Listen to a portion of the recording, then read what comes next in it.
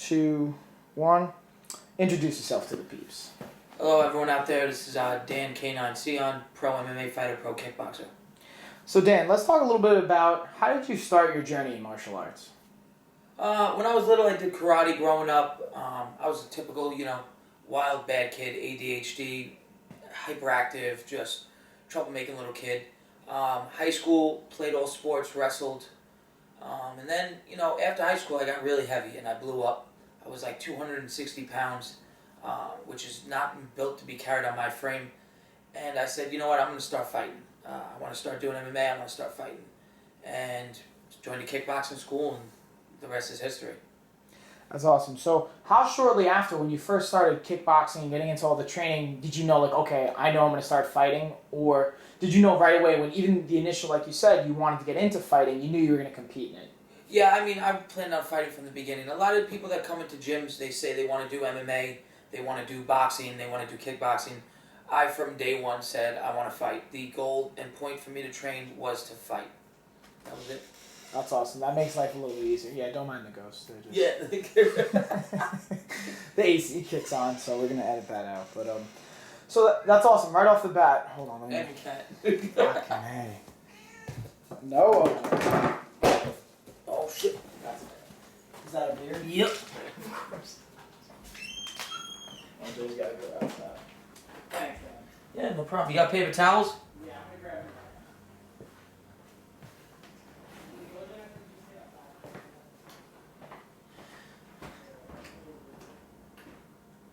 That's always been the difference one of my boys used to say about me. It was like most people come into things and they're like, I want to do mixed martial arts. I want to box. I'm here to fight. That's why I get so mad when I fight jiu-jitsu dudes that just dry hump me. Yeah, come to fight, bro. We're here to fight. Like, if this was the street and you would dry hump me, I'd gouge your eye, I'd bite you. You'd have to fight. And that's where I think it's just a different mentality too. Like it's you ever hear like you can play basketball, you can play, Yeah. I saw it on a post or some shit. Yeah. But you can't fucking play fight. Yeah, but you know what though? I feel like it's like the Rory McDonald syndrome.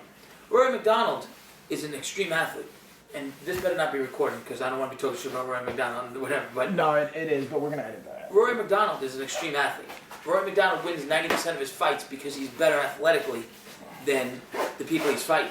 But when it's that fight or flight time, when it's time to bite your mouthpiece and grit it out, Carlos Condit, he couldn't do it.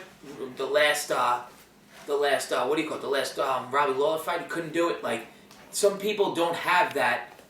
Bite that mouthpiece, stay in the fire, and give it everything.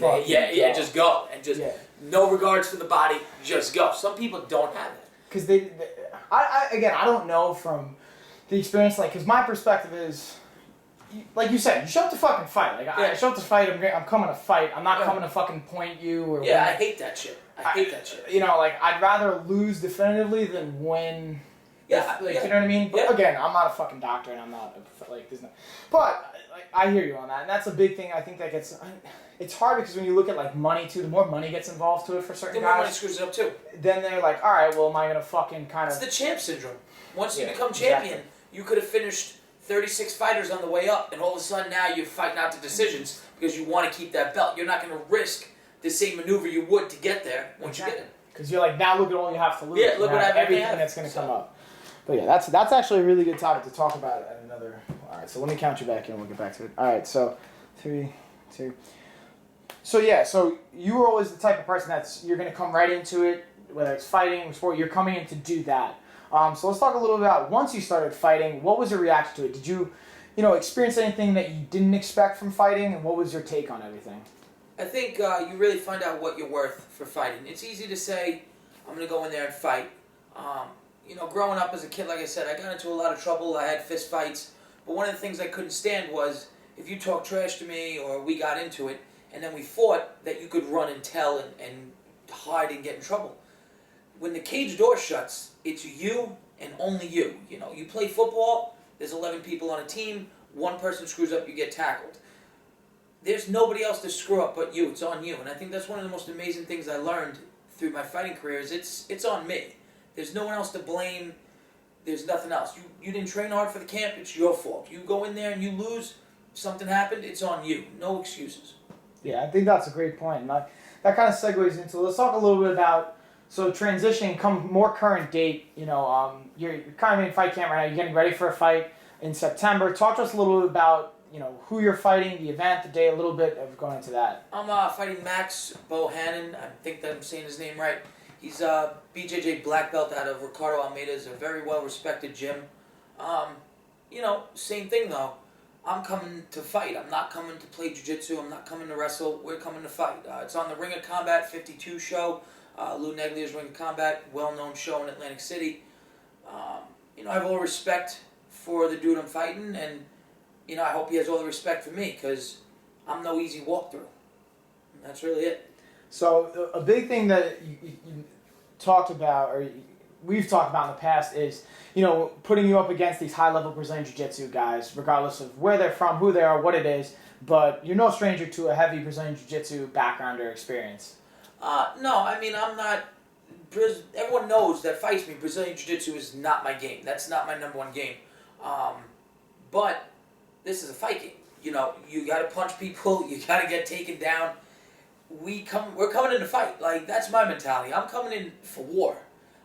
One of the things that I preach when I teach clients and they sign up with me is my style is battle-tested and war-approved. It's been through the grinder. People's seen it.